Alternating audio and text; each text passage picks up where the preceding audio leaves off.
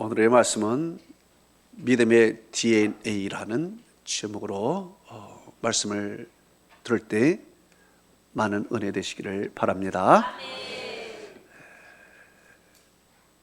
사람이 처음에는 잘 나가던 사람들이 나중에 사회에서 우연히 만났을 때 참 잘 안 된 사람이 있습니다. 불리지도 않고 그저 그렇게 되고 참 힘들어하는 모습을 보게 됩니다. 그러나 처음에 잘 나가지 않고 형편없는 사람이 사회에서 우연히 만났는데 성공한 사람으로 변했습니다.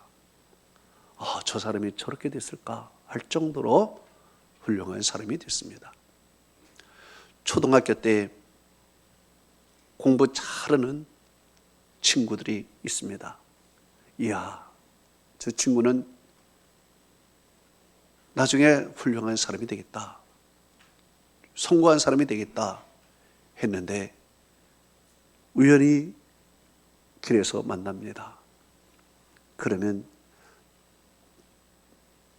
그저 그런 사람이 됐고 형편없는 사람이 됐고 기가 죽은 사람이 됐습니다. 그러나 초등학교 때 공부도 못하고 코만 찔찔찔찔 흘리고 사고만 치고 저건 커서 뭐가 되겠나, 저건 뭐가 되겠나 했는데 세월이 흘러서 길에서 만납니다. 신수가 좋고 명함을 주니까 번쩍번쩍한 명함이고요. 이렇게 네가 변했나 상상할 수도 없는 것입니다. 도대체 그 이유가 무엇일까? 여러 가지 이유가 있지만 생물학적 관점에서 우리가 본다면은 그 DNA에 문제가 있는 것을 또한 발견할 수가 있습니다. DNA는 무엇인가? 여러분 DNA 많이 들어봤죠? DNA. 이것은 디옥시리보 핵산, 즉 영어로는 디옥시리보 뉴클릭 엑시드의 약자가 되겠습니다. 일부 바이러스를 제외하고는 대부분의 생명체의 유전 정보가 담겨있는 화학물질의 일종이라고 볼 수가 있습니다.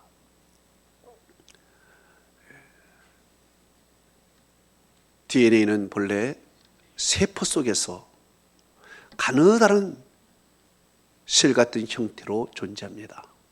그러나 세포가 분열할 때 이 DNA가 편리한 이동을 위해서 엉겨 붙기 시작을 합니다.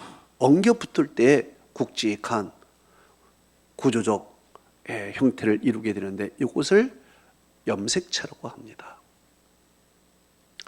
또 DNA에 저장된 유전 정보 그 자체를 유전자라고 합니다. 따라서 DNA는 유전자의 본체가 됩니다. 유전 정보를 보관하고 있는 생명체는 유전자라는 물질 속에 사람의 키, 사람의 피부 색깔, 그리고 사람의 혈액형 등 여러 가지 사람의 정보가 그곳에 담겨져 있습니다. 그래서 그 정보대로 그 프로그램이 움직이면서 사람이 운명이 그 DNA의 프로그램대로 움직이고 있다는 얘기입니다. 그래서 이 유전자는 결정된 것입니다. 사람이 바꿀 수가 없습니다. 훌륭한 유전자를 지닌 사람이 있고 열등한 유전자를 지닌 사람이 있는 것입니다. 결국에는 이 유전자의 그 성향에 따라서 사람이 결정이 되는데 마라토너를 생각해 보십시다.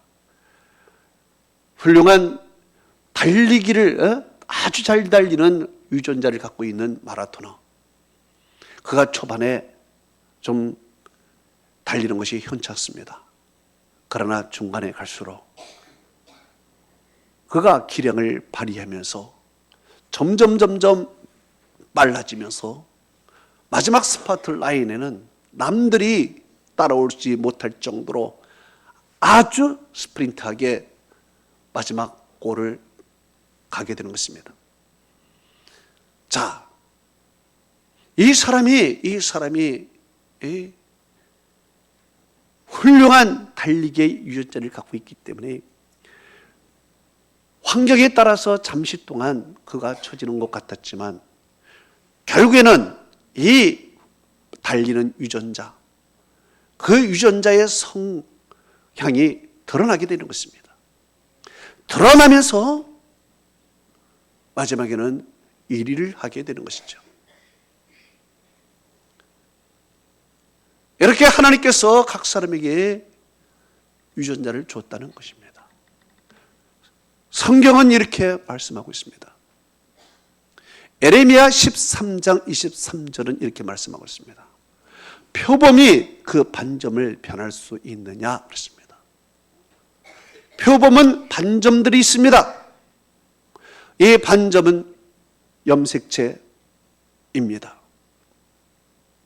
자, 내가 이 반점이 보기 싫다 해서 털을 깎아도 또 반점은 나옵니다. 반점이 싫다고 문질러도 반점은 그대로 존재합니다. 이것을 변하게 할 수 없다는 이야기입니다. 하나님께서 각 사람에게 주신 고유한 유전자가 있습니다. 이 유전자를 변하게 할 수 없습니다. 그대로 지니며 살아가는 것입니다. 성경은 이렇게 말합니다. 로마서 9장 20절에서 21절은 이렇게 말씀하고 있습니다. 이 사람아, 네가 누구이기에 감히 하나님을 실문하느냐? 지음받은 물건이 지은 자에게 어찌 나를 이렇게 만들었느냐 말하겠느냐? 토기장이가 진흙 한 덩어리로 하나는 귀에 쓸 그릇을, 하나는 천이 쓸 그릇을 만드는 권한이 없느냐 그랬습니다. 하나님께서 각 사람에게 이 모양 저 모양, 이 능력 저 능력, 하나님이 각 사람에게 다 다르게 만들었습니다. 그런데 하나님, 나는 왜 똑똑한 유전자를 주지 않았습니까? 왜 나를 천재로 만들지 않았습니까? 왜 나를 손재주 있는 사람으로 만들지 않았습니까? 이렇게 말할 수가 없다는 거예요. 그 자체로서 태어난 것에 대해서 우리는 변명도 할 수 없고 원망도 할 수 없고 우리는 그렇게 살아갈 수밖에 없다는 얘기입니다. 그런데 영적인 세계에서 보면은 영적인 세계에서도 이 영적인 유전자가 있습니다. 곧 믿음의 유전자가 있습니다. 오늘 성경은 뭐라고 얘기했습니까? 사도행전 13장 48절에 뭐라고 했습니까? 영생을 주시기로 작정된 자는 다 믿더라. 이 말은 무슨 말입니까? 내가 믿고 싶어도 믿을 수가 없다는 거예요. 아니, 안 믿어진다는 거예요. 예수님이 하나님이시다, 우리를 구원하셨다, 우리는 천국 간다, 이런 이야기를 수없이 들었지만 안 믿어지는 거예요. 그렇지만 또 반면에 나는 그냥 안 믿으려고 그래. 교회 가는 것도 귀찮아지고 안 믿으려고 그래. 그런데 그 말씀을 들으니까 믿음이 생겨. 믿음이 생겨. 그래서 어떤 사람은 믿으려고 해도 못 믿고 어떤 사람은 안 믿으려고 해도 믿는 거야. 그래서 믿음은 무엇입니까? 선물이다. 하나님의 선물이다. 선물이에요. 성경은 이렇게 말합니다. 에베소 2장 8절에서 9절은 이렇게 말합니다. 너희가 그 은혜에 의하여 믿음으로 말미암아 구원을 받았나니 이것은 너희에게서 아니요 하나님께로부터 난 선물이라. 행위에서 난 것이 아니니 이는 누구든지 자랑하지 못하게 하려 함이라. 하나님의 선물이래요. 네. 하나님이 주고 싶은 사람에게 주는 하나님의 선물이래요. 구원이라는 것은. 네. 그러니 여러분 오늘 이곳에 온 여러분은 하나님의 선물을 받은 줄로 믿습니다. 아무나 믿을 수가 없어요. 아무나 교회 올 수가 없어요. 뭐 아무나 천국 갈 수가 없어요. 그래서 성경은 이렇게 말합니다. 요한복음 6장 44절에 나를 보내신 아버지께서 이끌지 아니하면 아무라도 내게 올 수 없나니. 그래요.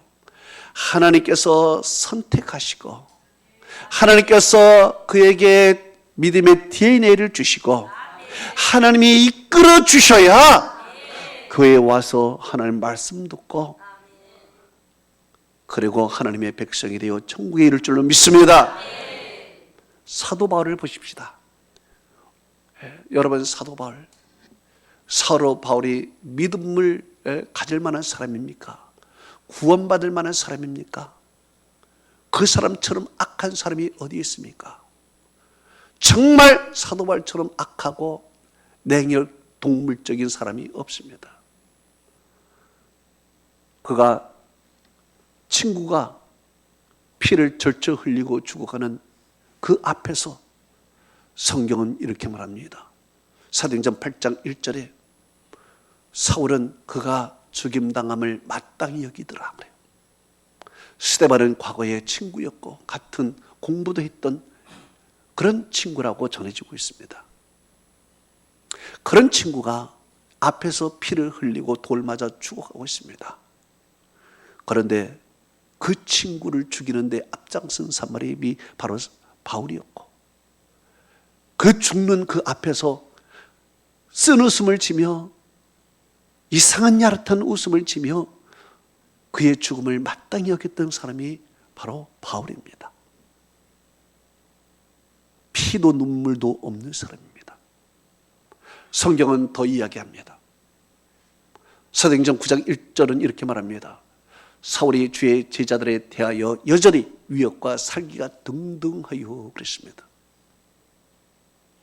위협과 살기가 등등한 사람이에요. 정말 무서운 사람입니다.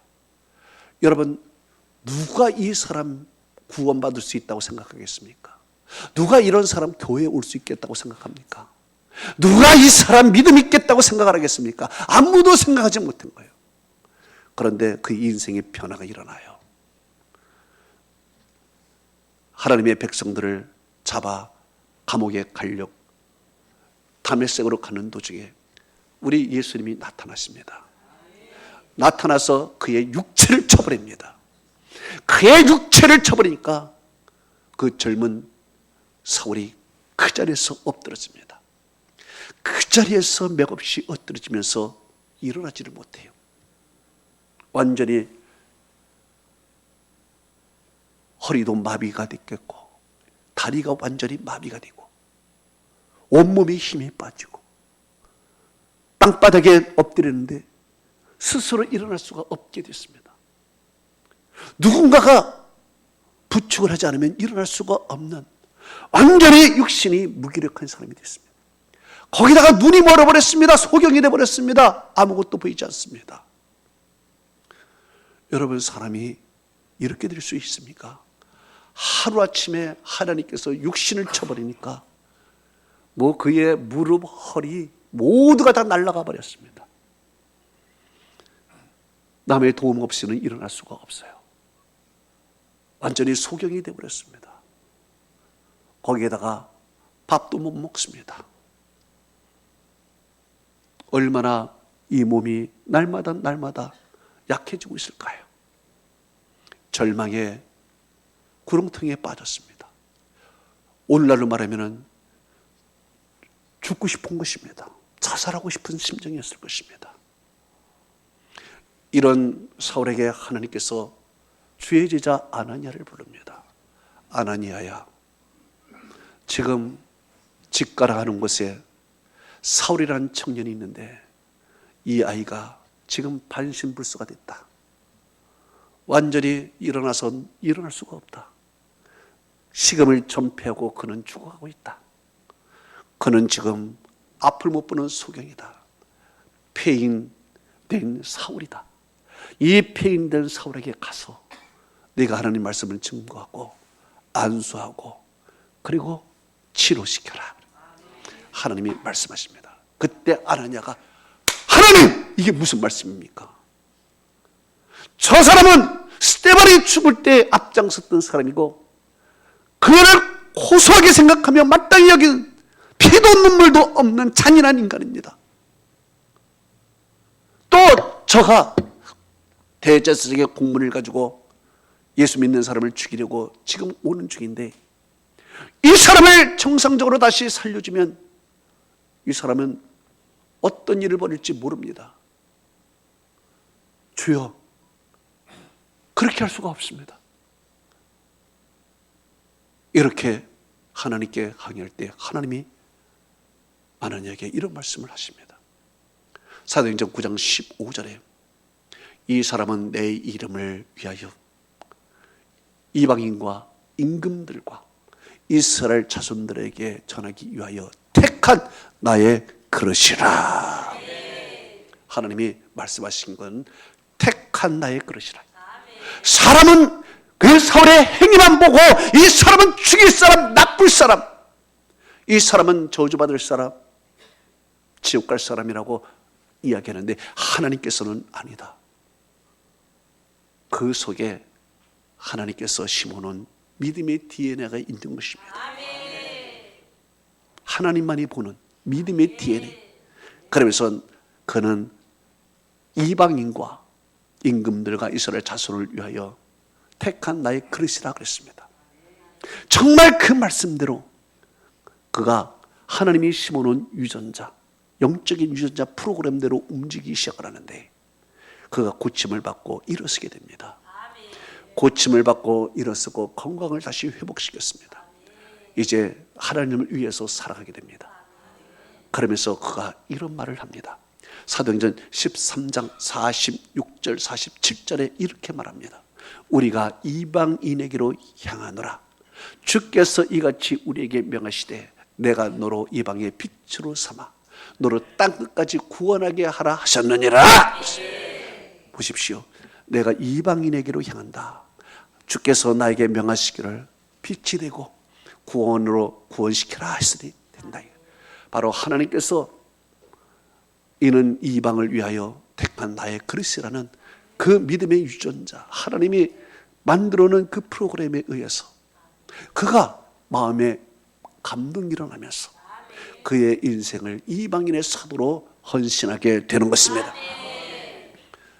여러분, 우리에게도 믿음의 유전자가 우리 속에 있습니다. 사실은 우리들은 세상으로 살아가면 우리처럼 나쁜 사람이 어디 있습니까? 죄악 속에 살아갑니다. 말도 못하는 악한 속에 살아가고 있습니다. 구원받을 수 있는 가능성이 전혀 없는 인간으로 살아가고 있습니다. 그런데 누군가가 나에게 다가왔습니다. 다가와서 복음을 전합니다. 예수를 전합니다. 예수를 전하는데 그 예수라는 이야기, 교회라는 이야기가 거슬려지가 않습니다. 그저 이것이 나에게 익숙한 이야기로 들려옵니다. 그리고 교회 한번 가자라는 이야기 때문에 그래 한번 가볼까라는 마음이 듭니다. 거부감이 안 들어요. 교회 가자라는 것에 대해서 거부감도 일어나지 않습니다. 교회 왔습니다. 교회 왔는데 찬송을 합니다. 그런데 그 찬송의 속에서 나는 찬송을 잘 모르는데 왠지 찬송에 평안함이 오고 왠지 마음이 따뜻하게 옵니다. 기도를 합니다. 근데 이 기도를 들어보니 참 나에게 위로가 되고 이 기도가 꼭 나를 위한 기도를 같아요. 하나님의 말씀을 듣습니다. 근데 이 하나님의 말씀이 무슨 뜻인지도 잘 모릅니다. 앞뒤도 모릅니다. 성경도 전혀 모릅니다. 그러나 하나님의 말씀을 들을 때 왠지 거부감도 생기지 않고 편안합니다. 왜 그럴까요? 왜 그럴까요? 하나님께서 그 마음속에 믿음의 DNA를 심어 놓은 것입니다. 그 믿음의 DNA가 우리 깊숙이 보이지 않는 곳에 존재합니다. 우리의 그 두꺼운 환경 때문에 이 믿음의 DNA가 깊숙이 박혀 그것이 나오지 못했지만 이제 어느 순간에 이 믿음의 DNA가 땅을 뚫고 나와서 싹을 피우듯이 두꺼운 환경을 뚫고 나와 이제 하나님 앞에 나와서 믿음의 DNA가 드러나기 시작하는 것입니다. 할렐루야! 여러분, 하나님이 택한 사람이 있고 하나님이 택하지 않은 사람이 있습니다. 하나님이 택한 사람은 예수를 믿고 구원을 받습니다. 그러나 하나님이 택하지 않는 백성은 예수를 믿을 수가 없습니다. 교회도 나올 수가 없습니다. 성경은 두 가지의 사람을 오늘 얘기를 합니다. 여러분, 이 두 종류의 사람, 어떤 종류의 사람일까요?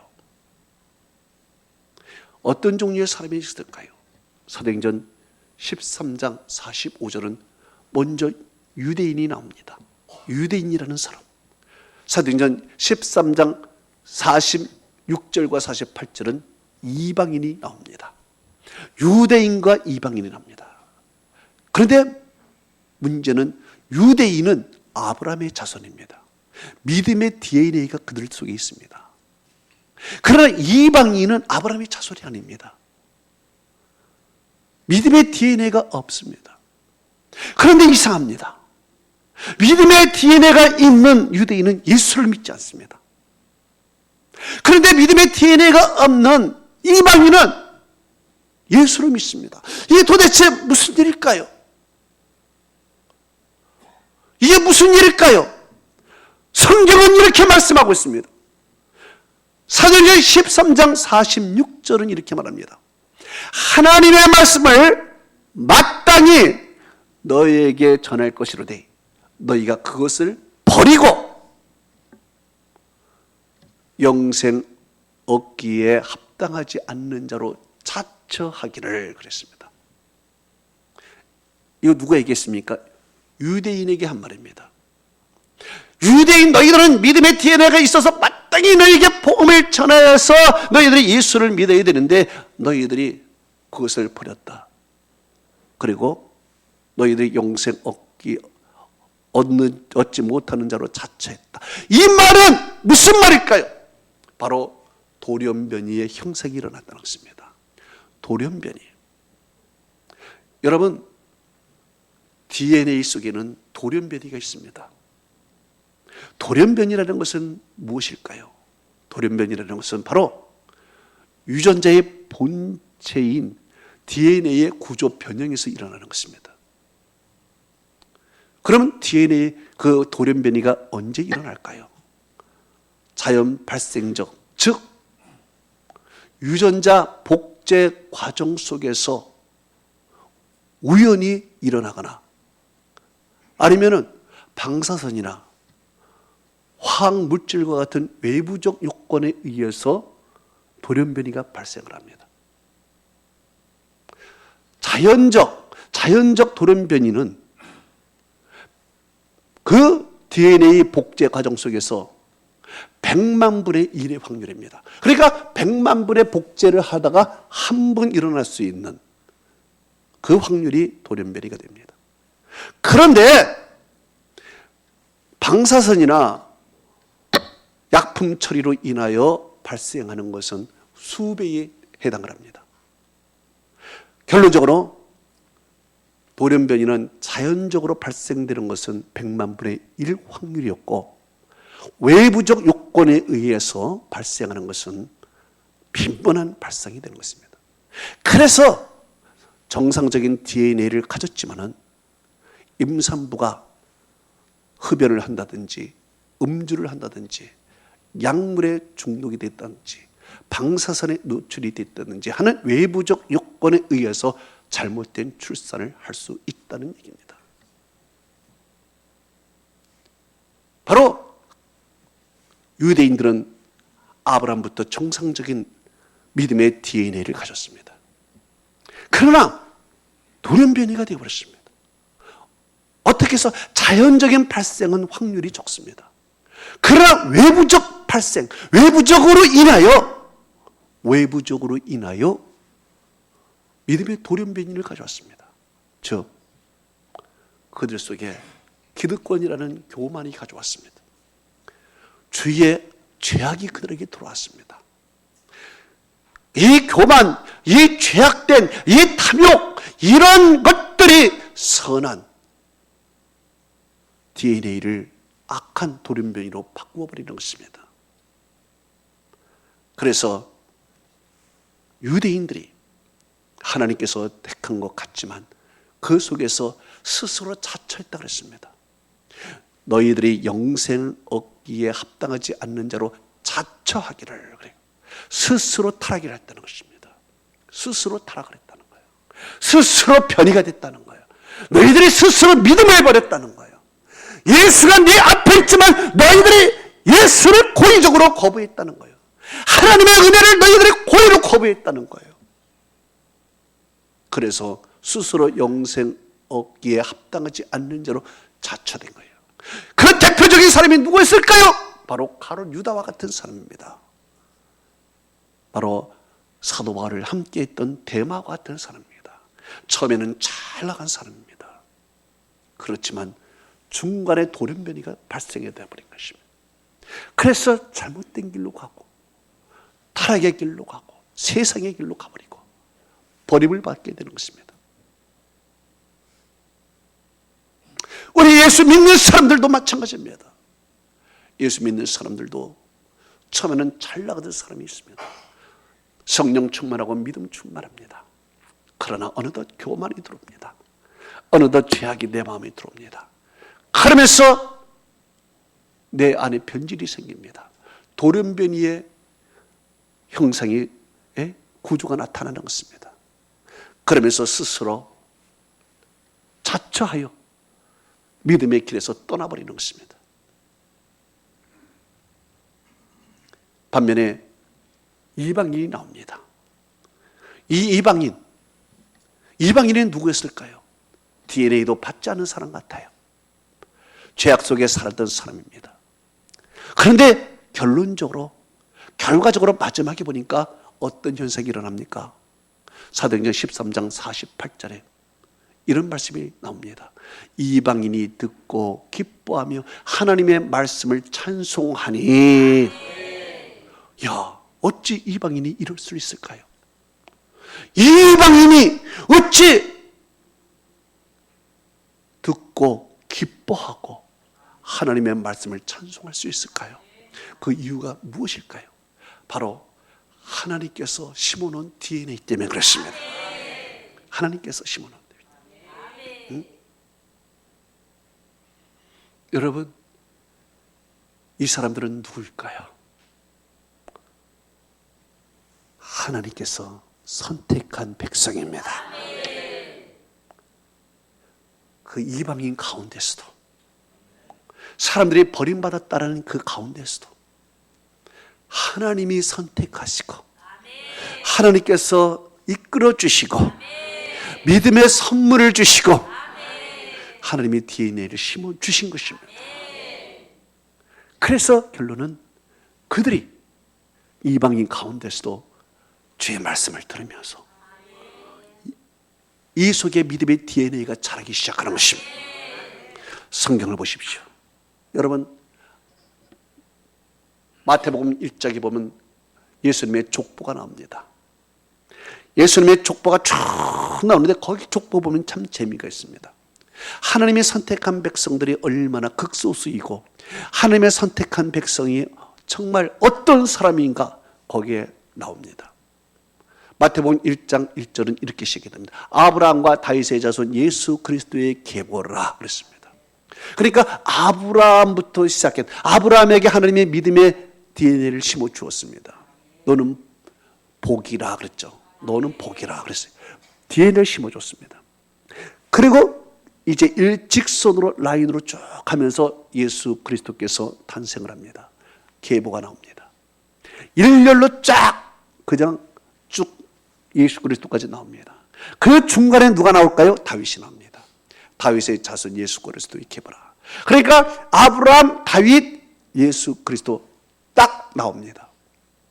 그 다윗의 중간이 있는데 다윗의 전후로 사람들이 나오는데 어떤 사람이 나올까요?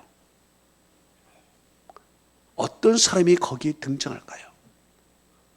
많은 사람이 등장하는 것이 아니라 선택받은 사람만 하나씩만 나옵니다. 여러분, 아브라함은요, 아들이 8명 정도 됩니다. 아들이 8명 정도 되는데 그 중에서 1명 이삭만 나옵니다. 이삭에게는 아들이 2명이 있는데 그 중에서 야곱이라는 아들이 거기에 등장을 합니다. 야곱은 12명의 아들이 있지만 유다라는 아들이 거기에 등장을 합니다. 나머지는 등장을 하지 않습니다. 예수 그리스도의 계보에 등장하는 인물은 한 아버지 밑에 한 아들밖에 없습니다. 2 아들이 아닙니다. 얼마나 하나님의 선택이 얼마나 좁은지 모릅니다. 아무나 하나님이 선택한 것이 아닙니다. 아무나. 아무나 하나님이 선택해서 예수 그리스도의 계보 속에 들어가는 것이 아닙니다. 또한 그 족보 속에 보면은 참 재미난 것이 있습니다. 여성이 3명이 들어갑니다. 첫째는 다말, 2번째는 라합, 3번째는 룻이 들어갑니다. 이 3명의 여인이 들어가는데 이 3명의 여인의 공통점이 있습니다. 먼저는 이방인이라는 것입니다. 다말과 라합은 가나안 여자입니다. 룻은 모함 여자입니다. 이방인 여자. 이방인이 아브라함과 그리고 예수 그리스도를 잇는 족보 라인에 쓴다는 것은 불가능한 일입니다. 2번째로 이 사람들은 여인입니다. 여자는 사람 측에 기지도 않습니다. 예. 그런데 그 여자가 예수 그리스도의 족보에 들어갑니다. 3번째로 이 사람들의 성향이 어떤 사람입니까? 죄인들입니다. 다말은 어떤 사람입니까? 시부와 부정적인 관계를 가졌습니다. 라합은 어떤 사람입니까? 희생입니다. 룻은 어떤 사람입니까? 저주받은 백성입니다. 그 태생이 하나님의 총회에 들어오지 못합니다. 왜? 룻과 그 딸이 부정한 관계에서 나온 자손이기 때문에 그렇습니다. 모두가 다 도덕적으로나 윤리적으로나 모든 것을 보면 도저히 예수 그리스도의 계보에 들어갈 수 없는 여인들입니다. 그러나 왜 그들이 예수 그리스도의 계보에 들어갔을까요? 어떻게 해서? 성경은 이렇게 말합니다. 히브리서 11장 31절은 이렇게 말합니다. 믿음으로 기생 라합은 정탐꾼을 평안히 영접하였으므로. 믿음이라는 얘기가 들어갑니다. 라합이 믿음이 있다? 또한 룻기서 1장 16절은 이렇게 말씀하고 있습니다. 룻이 이렇게 말합니다. 어머니의 하나님이 나의 하나님이 되시리니. 나의 하나님이 되시리니. 도대체 그들이 어떻게 그런 고백을 할 수 있을까? 그들이 어떻게 믿음 있다는 얘기를 할 수 있을까? 어떻게 그들이 나의 하나님이 된다는 얘기를 할 수 있을까? 이방인이? 조금 더 나가서 여러분 라합을 보십시오. 라합은 여리고의 성 안에 있는 기생이었습니다. 정탐꾼이 그 안에 들어갔습니다. 이 정탐꾼이 이제 추격자한테 몰립니다. 그러다 이 정탐꾼이 들어간 데가 기생 라합의 집입니다. 이 추격자들이 그것을 알고 기생 라합의 집에 들어갑니다. 그러나 기생 라합은 죽음을 무릅쓰고 정탐꾼을, 이스라엘 정탐꾼을 숨겨줍니다. 이 숨겨주는 것은 자기 목숨을 거는 것과 같습니다. 그 숨겨줍니다. 숨겨주고 나서 정탐꾼이, 그 추격자들이 간 다음에 이 라합이 이렇게 이야기를 합니다. 라합이 정탐꾼에게 이렇게 얘기를 해요. 그 말씀이 어디에 나옵니까? 여호수아서 2장 10절에서 13절에 나옵니다. 거기에 성경은 이렇게 기록하고 있습니다. 너희가 애굽에서 나올 때에 여호와께서 네 앞에서 홍해물을 마르게 하신 일과 너희가 요단 저쪽에 있는 아모리 사람의 두 왕 시온과 오게게 행한 일, 곧 그들을 전멸시킨 일을 내가 들었습니다. 내가 듣자 곧 마음이 녹았고 너희로 말미암아 사람들이 정신을 잃었나니 네 하나님 여호와는 위로는 하늘에서도 아래로는 땅에서도 하나님이시라. 그러므로 이제 청하노니 내가 너희를 선대한 것 같이 너희도 내 아버지 집을 선대하도록 여호와로 내게 맹세하고 내게 증표를 내라.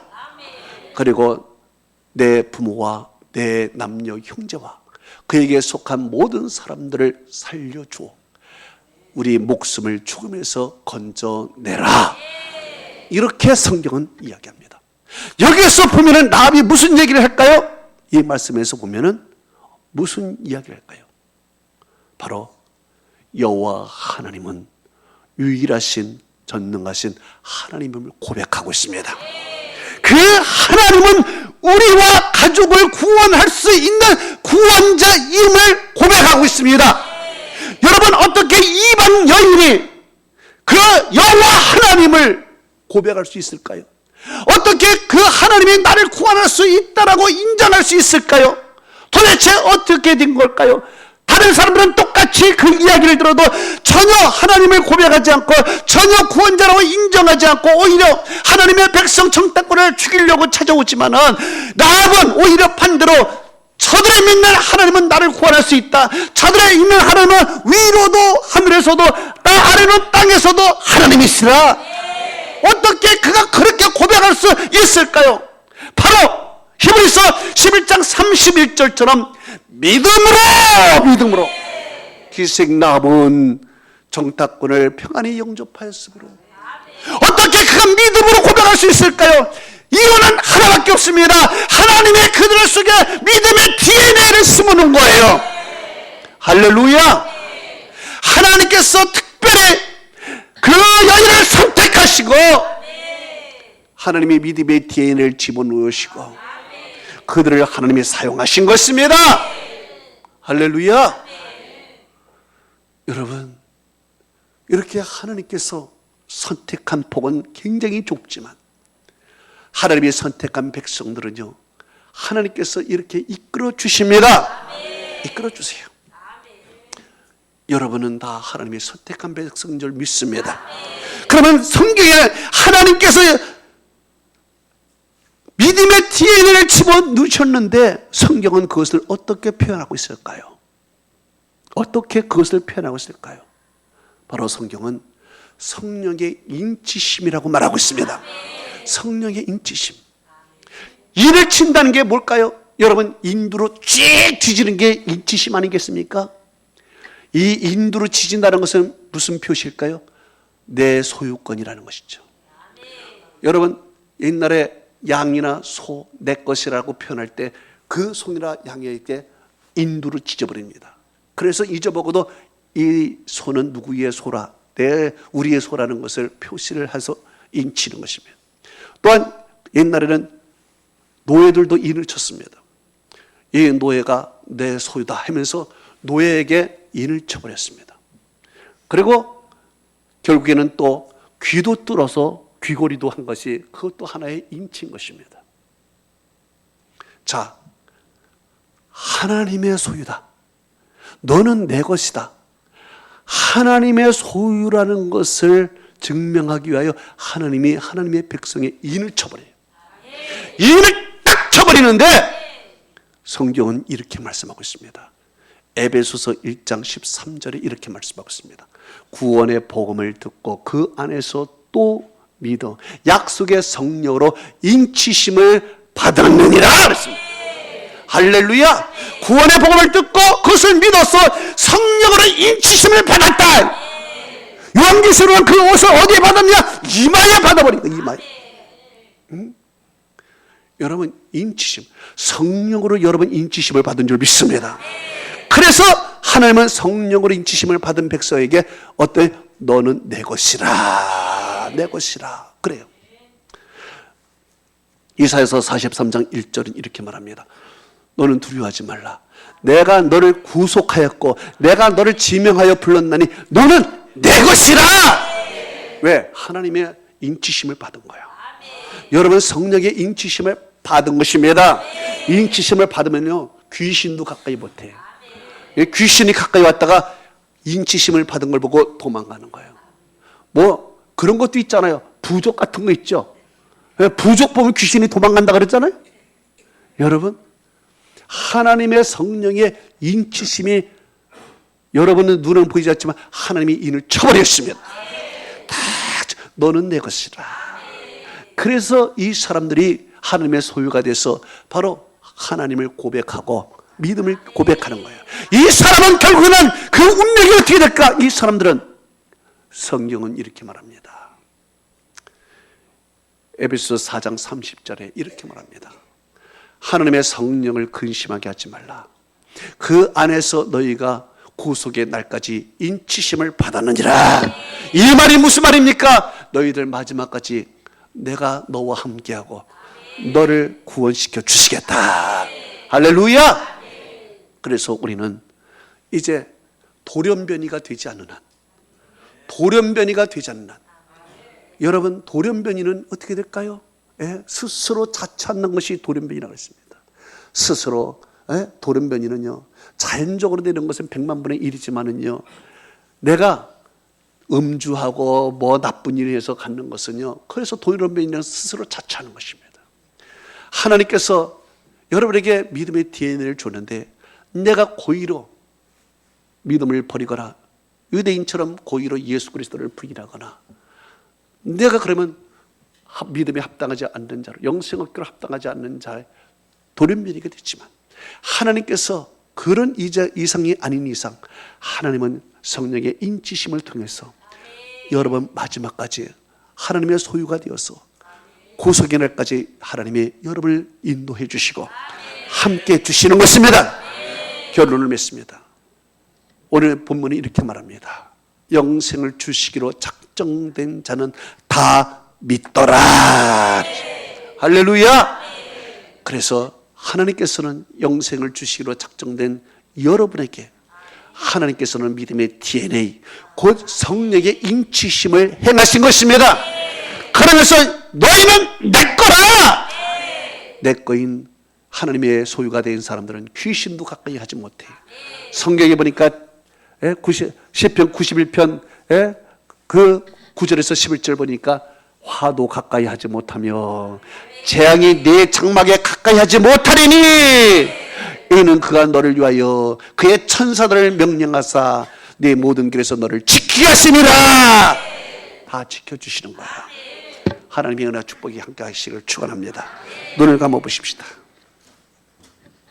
오늘 이 말씀을 들어보십시다. 오늘 하나님이 여러분을 이곳에 불러주셔서 복음을 듣게 하시고 오늘 하나님이 살아계심을 믿게 하셨습니다. 오늘 이 시간에 한번 기도하십시다.